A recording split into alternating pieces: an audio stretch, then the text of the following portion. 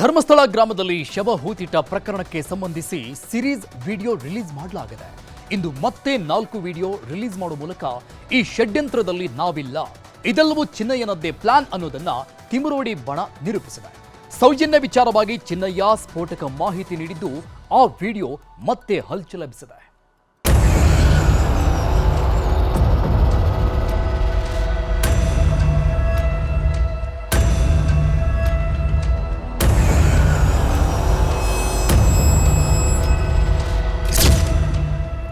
ಬುರುಡೆ ರಹಸ್ಯ ಬಿಚ್ಚಿಡ್ತೀನಿ ಅಂತ ಬಂದಿದ್ದ ಚಿನ್ನಯ್ಯ ಜೈಲು ಸೇರಿದ್ದಾಯಿತು. ನೇತ್ರಾವತಿ ನದಿ ತೀರದಲ್ಲಿ ಮಾಸ್ಕ್ ಮ್ಯಾನ್ ತೋರಿಸಿದ ಜಾಗವನ್ನ ಒಂದಿಂಚು ಬಿಡದಂತೆ ಬಗೆದಿದ್ದಾಯಿತು. ಮೂಳೆ ಬದಲು SITಗೆ ಸಿಕ್ಕಿದ್ದು ಬರೇ ಮಣ್ಣೆ ಅನ್ನೋದು ಸಹ ಗೊತ್ತಾಗಿದ್ದಾಯಿತು. ಕೊನೆಗೆ ಸೌಜನ್ಯ ಮಾವ ತೋರಿಸಿದಂತೆ ಬಂಗ್ಲೆಗುಡ್ಡದಲ್ಲಿ 7 ಮೂಳೆಗಳನ್ನ ಗುಡ್ಡೆ ಹಾಕಿದ್ದೂ ಸಹ ಹಳೇ ಕಥೆಯಾಯಿತು. ಈಗ ಧರ್ಮಸ್ಥಳದ ಬುರುಡೆ ಪ್ರಕರಣದಲ್ಲಿ ಸರಣಿ ವಿಡಿಯೋಗಳ ಸ್ಫೋಟವಾಗ್ತಿದೆ.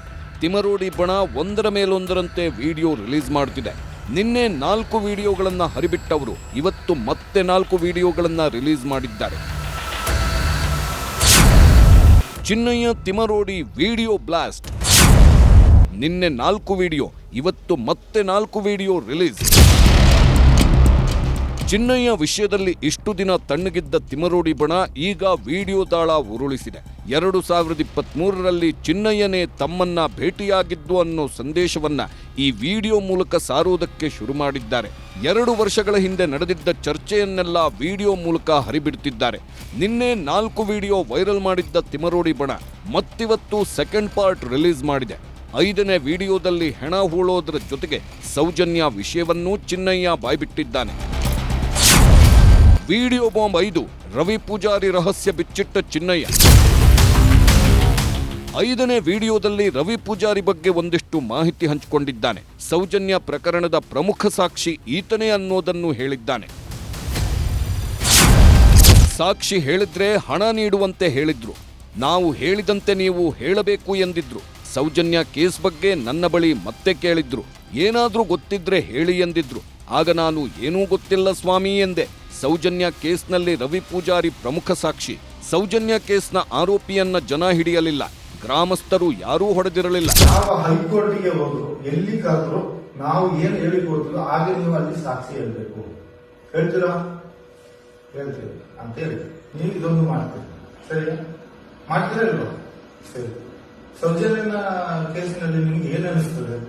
ಅವ್ರು ಕೇಳೋದು ನಮಗೆ ಗೊತ್ತಿಲ್ಲ ಸರ್, ನಮಗೇನು ಗೊತ್ತಿಲ್ಲ, ನಮಗೆ ಗೊತ್ತಿಲ್ಲ ಸರ್. ರವಿ ಪೂಜಾರಿ ಅಂತ ಹೋಗಿದ್ದಾರೆ, ರವಿ ಪೂಜಾರಿ ಅವರ ಒಂದು ಮುಖ್ಯ ಸಾಕ್ಷಿ.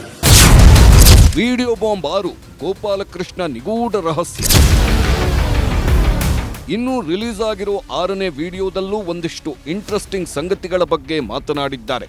ಸೌಜನ್ಯ ಪ್ರಕರಣದ ಜೊತೆಗೆ ಗೋಪಾಲಕೃಷ್ಣ ಏನಾದ ಅನ್ನೋದನ್ನು ಹೇಳಿದ್ದಾನೆ. ರವಿ ಪೂಜಾರಿ ಗೋಪಾಲಕೃಷ್ಣ ರೂಮ್ ಬಾಯ್ ಆಗಿದ್ರು. ಇಬ್ಬರೂ ಸಹ ಬಾಹುಬಲಿ ಬೆಟ್ಟದಲ್ಲಿ ರೂಮ್ ಬಾಯ್ಗಳು. ಯಾರನ್ನಾದ್ರೂ ಹಿಡಿದುಕೊಡೋ ಪವರ್ ರೂಮ್ ಬಾಯ್ಸ್ಗಿತ್ತು. ಸಂತೋಷ್ನ ಹಿಡಿದು ರವಿ ಮತ್ತು ಗೋಪಾಲಕೃಷ್ಣ ಕೊಟ್ಟಿದ್ರು. ರವಿ ಪೂಜಾರಿ ಗೋಪಾಲಕೃಷ್ಣ ಸಂತೋಷ್ನನ್ನ ಖಾಕಿಗೆ ಒಪ್ಪಿಸಿದ್ರು. ಗೋಪಾಲಕೃಷ್ಣ ಏನಾದ ಗೊತ್ತಿಲ್ಲ. ನೇತ್ರಾವತಿ ನದಿಯಲ್ಲಿ ಸ್ನಾನಕ್ಕಿಳಿದವರು ಹಣ ಬಿಸಾಕುತ್ತಿದ್ರು. ಕೆಲವರು ಚಿನ್ನವನ್ನ ಕಳೆದುಕೊಳ್ಳುತ್ತಿದ್ರು.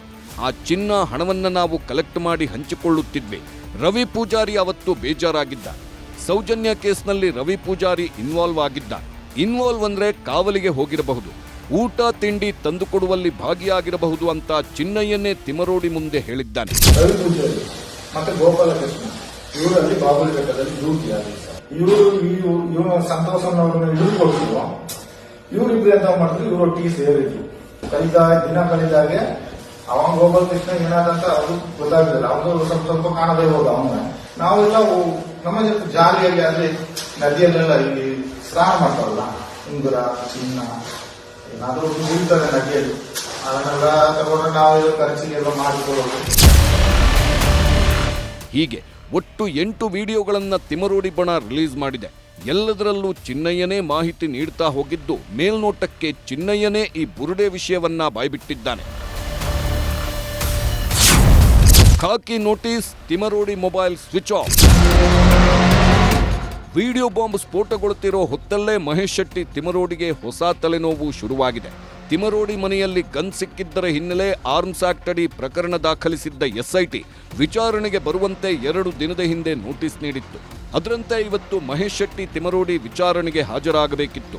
ಸದ್ಯ ತಿಮರೋಡಿ ಮೊಬೈಲ್ ಸ್ವಿಚ್ ಆಫ್ ಆಗಿದ್ದು ಮತ್ತೊಮ್ಮೆ ನೋಟಿಸ್ ನೀಡಿ ವಿಚಾರಣೆಗೆ ಕರೆಯುವ ಸಾಧ್ಯತೆ ಇದೆ.